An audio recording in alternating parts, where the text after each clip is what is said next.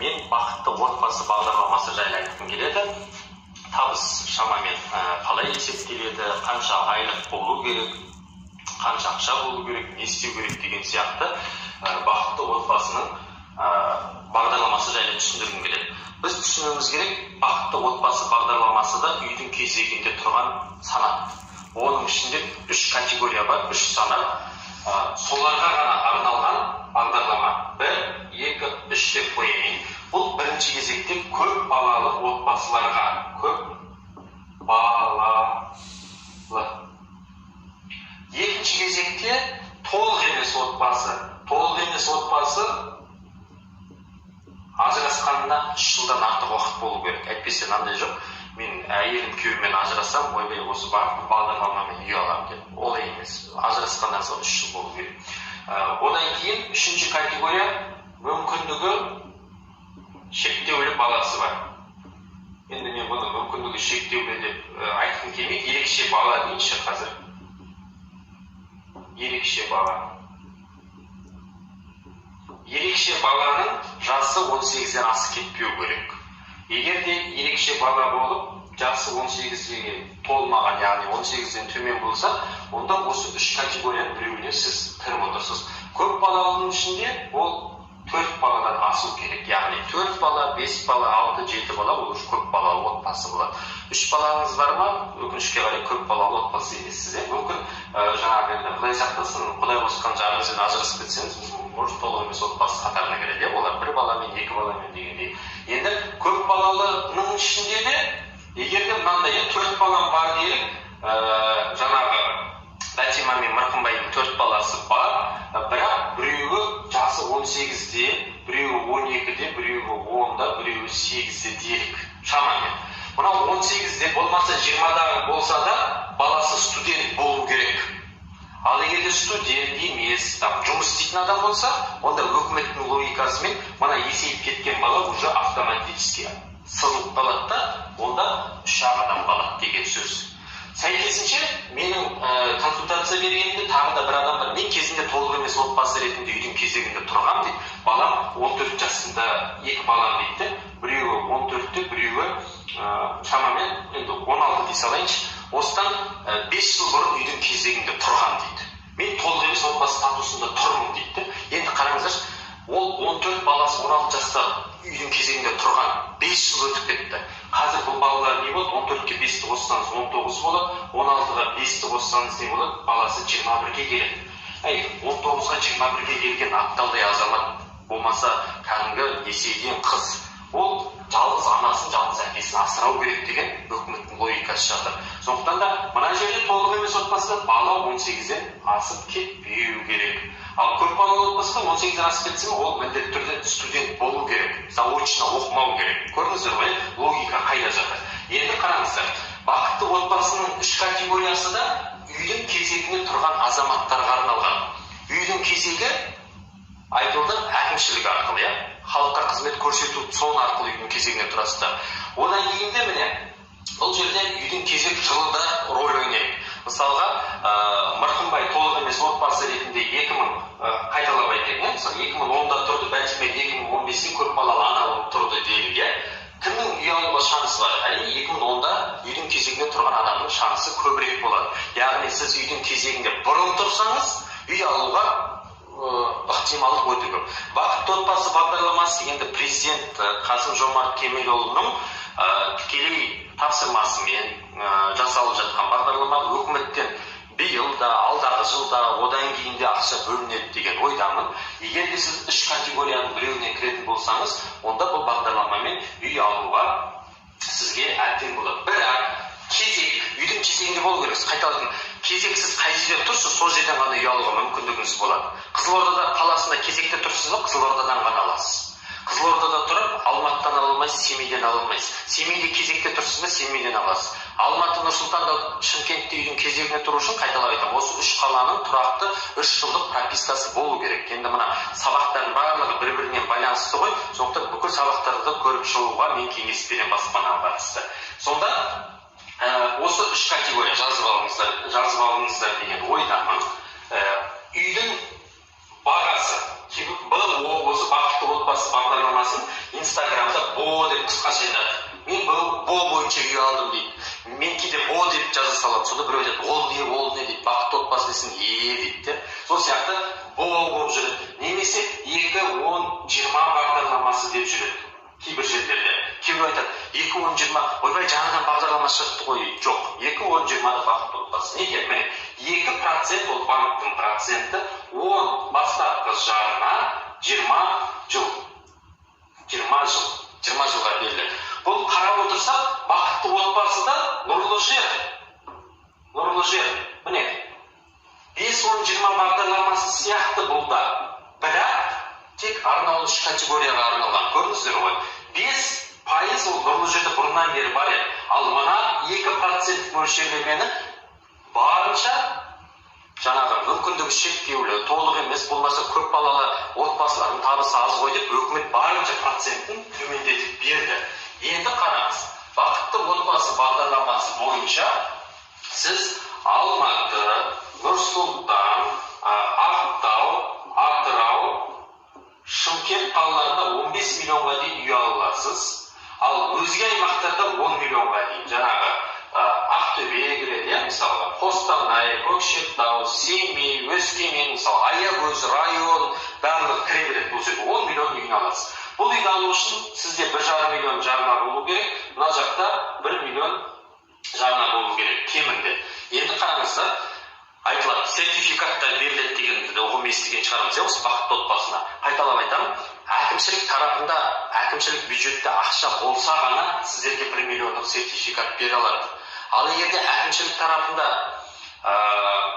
бюджетінде ақша болмаса, онда сертификат сұрамайсыздар. 1 миллион болмаса 1,5 миллионды өзіңіз жинауыңыз керек болады. Қарап отырсақ, барлық дүние жинаққа келе жатыр. Барлық дүниенің барлығы айналып келіп тұрғын үй құрылыс жинақ банкі, яғни отбасылық банкке келе жатыр. Кейбіреулер банкке сенбейді. Осы сабақтардың әр басында КДИФ деген бар, депозиттерді сақтандыру қоры. Сол сабақты көріп шығыңыздар міндетті түрде. Айтып отырмын, барлығы бір-бірімен байланысты. Соны міндетті түрде көріңіздер. Енді қараңыздар. Бұл үйлерде бастапқы жарна ертең күні әкімшіліктен направление алып табыс көзін растасаңыз бірден ақшаны құюға болады, немесе жаңа айтқандай қазірден бастап салып жинақтай бересіз. Енді тағы отбасы мүшелерінің табысы бақытты отбасыда 2 минималды күнкөріс деңгейімен есептелген. Сіздер 5-10-20 туралы да айтқан видеоны қараңыздар. Сол жерде мына минималды күнкөріс деңгейін түсінесіздер. 2 минималды күнкөріс деңгейі биыл қайталап айтайын, 1 сәуірден бастап минималды күнкөріс деңгейі бізде 32.668 теңге болды. Бұл 1 минималды күнкөріс деңгейі. Енді 2 минималды күнкөріс деңгейін есептеу үшін 32.668-ді мен 2-ге көбейтемін. 65.336. 2-ге көбейтсем 65.336 теңге. Яғни қараңыз, бұл адам басына шаққан кезде табыс мөлшері бұдан асып кетпеу керек деген сөз. Сіз енді қараңызшы, бұл бағдарламаға сәйкес бір адам бәрібірде тұрмайды. Яғни бір адам бәрібірде үйдің кезегінде келмейді. Не өйткені жалғыз басты еркек ол қалай болады? Бала шағасы болмаса ол жалғыз басты еркек бола алмайды, толық емес отбасы бола алмайды. Ол көп балалы отбасы бола алмайды да, және де мүгедек баласы да бола алмайды, жалғыз адам болса. Сондықтан бұл жерде как минимум 2 адам, 3 адам, 4 адам жүреді деген сөз. Сонда 2 минималды күнкөріс деңгейі міне 65.336 теңгеге тең болып отыр. Енді қараңыздар, бақытты отбасы бағдарламасында жаңағы тағы да мысалмен келтірейін. 5-10-20-да мен мысалмен келтірген болатынмын. Осыған байланысты міне отбасы мүшелерінде былай дейді. Мынау жалғыз басты ана, Бәтимамыз жалғыз басты ана. Оның өзі бір адам, бір баласы бар, тағы да бір баласы. 3 адам ғой отбасында айтайын деген. Яғни жалғыз басты Бәтиманың өзі және 2 баласы бар айтайын деген. Сонда 65 мың әр адамға 65 мың, мынаған 65 мың, мынаған 65 мың есептелген кезде Бәтиманың табысы 3 адамға, яғни 65.336-ны 3-ке көбейткенде 196.008 теңгеден асып кетпеу керек. яғни жалғыз басты Бәтима шамамен любой жерде жұмыс істеуі мүмкін, айлығы 196 мыңнан аспайды, 65 мың теңгеден кем емес, 65 мың емес, минималды күнкөріс, енді түсінікті болу үшін 42 мың 500 теңгені бәрін жаттап алдық қой. Міне, 42 мың 500 теңгеден зарплатасы осы аралықта болса, 42 мың 500 бен 196 мыңның аралығында болса, яғни жалғыз бастына үй алуға мүмкіндігі бар. Табыс көзін растай алады деген сөз бақытты отбасы бағдарламасымен көріп отырсыздар ма? Ал егерде не болады? Егерде жаңағы Бәтиманың бір ғана баласы болса, онда 65-ті біз 2-ге көбейтеміз. Онда шамамен 196 мың емес, Бәтиманың айлығы 130 мың, 672. Шамамен міне, екі адам болса, 130 мың 672-ден ас кетпеу керек. Ал ас кете ме? Онда өкімет, Бәтима байсың ғой сен, айлығың жетіп жатыр ғой деген сияқты сондай логикамен қарайды. Көрдіңіздер ғой? Ас кетсе, енді 7-20-25 қайталап айтам, болмаса баспана хит, немесе тұрғын үй құрылыс жинақ банкі арқылы ары қарай 50%-ын жинақтай береді деген сөз. Міне, бұл толық емес отбасына қатысты. Көбінесе жалғыз басты әкелер, аналар, бір бала, екі баламен қалады. Ал егерде көп балалы отбасында, онда не? Көп балалы отбасын айттым ғой, 4 адам, плюс мамасы, папасы 6 адам. 6.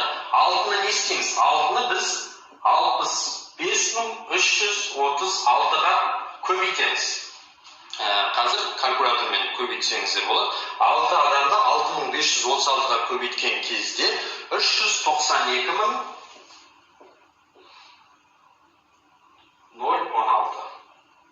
Міне, көп балалы отбасы, әйелі күйеуі бар, 4 баласы бар.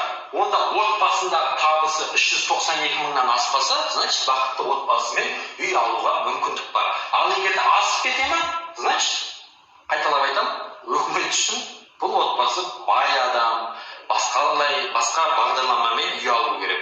Бұл жерде біз түсінуіміз керек, бақытты отбасы әлеуметтік аз қамсызданған топқа дейді ғой, сол үшін табыстарды бүйтіп бөліп тастаған. Ал егерде жаңағы 6 баласы бар дейік, Мырқымбайдың зарплатасы, официальный зарплатасы, ресми табысы 300 мың теңге, Бәтиманікі 130 мың теңге. Екеуінің айлығын қостық 430 мың теңге.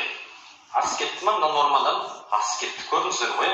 Сондықтан да табыс мөлшері мынандай сомадан аспау керек. Және де бақытты отбасында жай енді барлығының табысы бір 100-ден, 200-ден асып жатқан ешкім жоқ қой. По факту келетін болса, өзіміздің қазағымыздың барлығы айналып келген кезде табысы бір 80 мың мен 120 мыңның айналасында, ол сөздің ашығы. Бірақ сіз мына нәрсені ескеруіңіз керек. Сіздің айлығыңыз 120 мың бар, 120 мыңға зарплатаға жұмыс істейсіз бе? Соңғы 6 ай бойы тоқтамай пенсионка 12 мыңнан түсіп отыру керек. Көрдіңіздер, табыс көзін растау үшін ертең банк сізге смело одобрение беру үшін. Көрдіңіздер ғой? Бұл жерде бақытты отбасында прожиточный минимумға балалар кірмейді, тек қана сіз, яғни сіз немесе күйеуі әйелі болса екінші адам, яғни 2 адам кіреді. Ал егерде жаңағы толық емес отбасылар бар ғой, жалғыз басты ана, жалғыз басты еркек, онда бір өзі ғана кіреді. Онда оның өмір сүруіне де өкімет тек 5 МРП ғана қалса болды. Мәселен, мынандай да, қазір 5 МРП-мыз 5-ті көбейткен 2778 теңге. 13890 дейді. 14-ке салайыншы группа. Міне, сол отбасы қолына, налог, бәрін алып тастаған кезде қолына 100 мың теңге алады делік. Көрдіңіздер ғой? Қолына 100 мың теңге алады делік. 14 мың теңгесін өмір сүруіне банк автоматты түрде есептеген кезде 100-ден 14 мыңды азайтса 86 мың теңге шығады. Көрдіңіздер ғой? 86 мың теңге. Ал енді мен қазір бақытты отбасы бағдарламасымен үй алған кезде ай сайынғы мөлшер нормасы дейді ғой. Бұл жерде сол бақытты отбасында сізде максималды түрде 20 жылға аласыз. Мәселен, 10 миллионның үйін алған кезде 10 миллионның үйін алған кезде сіз бастапқы 8 жыл бойы 52.700 теңгеден төлейсіз, ары қарай 11 жыл бойы 36.000 теңгеден төлейсіз. Бастапқы 8 жыл 52.700, 11 жыл 36.000. Сонда қараңыз, жаңағы банк 14.000-ді сізден бір адамға алсады, 86.000 теңге қалды, ал 52.700 теңге ипотека төлеуге жетіп тұр, асып тұр. Значит, банк сізге одобрение береді. Көрдіңіздер ме? Ол бір адам. Екі адам болса, уже 14.000-нан өмір сүруге екі адам әйелі күйеуі үшін 28.000 теңге өкімет минусовой деп тастайды. Значит, 100 мың ғана табыс бар ма? Онда 10 миллионның 100 мың теңгеден 28.000-ді азайтатын болса, бізде қанша қалады? 72 мың қалады. 72 мың тоже жетіп тұр. Көрдіңіздер, сонда бақытты отбасымен 100 мың теңгелік зарплатамен спокойно үй алуға болады деген сөз. Енді мен мына видеоны минималды күнкөрісті жаттап алыңыздар. Бір минималды күнкөріс 1 сәуірден бастап 32.668 теңге. Енді видеоның қорытындысында сіздерге бақытты отбасы бағдарламасы, жаңа айттым ғой, 10 миллионның үйін 15 миллион максимал түрде алуға болады. Егер де сіз былай жасайын, 9 миллионның үйі, одан кейін 10 миллионның үйі, және де 15 миллион. 15 миллион. Бұл жерде банк сізге 19-20 жылды 8 жыл және 11 жыл опа деңгейіне байланысты бөліп береді. Енді шыны керек, бұл жерде 50% жинамайсыз, опамен қатты бастарыңызды ауыртпай қойсаңыз да болады. Сонда қараңыздар, мынау 8 жылға есептелінеді, 11 жыл жиыны, 19 жылға ипотека есептелінеді. Сіз 9 миллионның үйін алғыңыз келеді, бастапқы 8 жыл бойы 47.400 теңгеден төлейсіз, ары қарай 31.800 теңге төлейсіз. Сіз 10 миллионның үйін алғыңыз келеді, 52.700 теңгеден қалған айда 36 мың, қалған 11 жыл бойы 36 мыңнан төлейсіз. Одан кейін 15 миллионның үйі 79 мың теңге. Бастапқы 8 жыл, қалған 11 жыл, уже опа толғаннан кейін сіз 57.500 теңгеден төлейтін боласыз. Яғни, ертең күні бақытты отбасы бағдарламасымен үй алған кезде сіздің ай сайынғы расчетыңыз примерно осындай болу керек. Көріп отырсыздар ғой. Сондықтан да, енді 11 миллионға шамамен кішкене 52 мыңнан жоғары болады ғой, енді бір 56-57 мың төлейсіз үйдің бағасы. Мен 9 миллион, 10 миллион, 15 миллионның мысалын келтірдім. Сондықтан міне бақытты отбасы жайлы ақпарат осындай. Тағы да бір қосарым, бақытты отбасында биылдан бастап балалардың пособиялары, мысалға 4 балаға жәрдемақы алады ғой, 40 мың теңге, оны да доход ретінде қосып отыр өкімет. Баланың инвалидностьна доходты қосып отыр. Жаңағы қоспай отырған алиментті қосып отырған жоқ. Себебі не алимент деген ол табыс, біресе бар табыс, біресе жоқ табыс қой. Ал енді өкімет тарапынан берілетін жәрдемақылардың барлығы бақытты отбасында табысқа саналады. Сондықтан да жаңағы табыс мәселесін есептеген кезде бағанағы шектік нормадан асып кетпесе болғаны.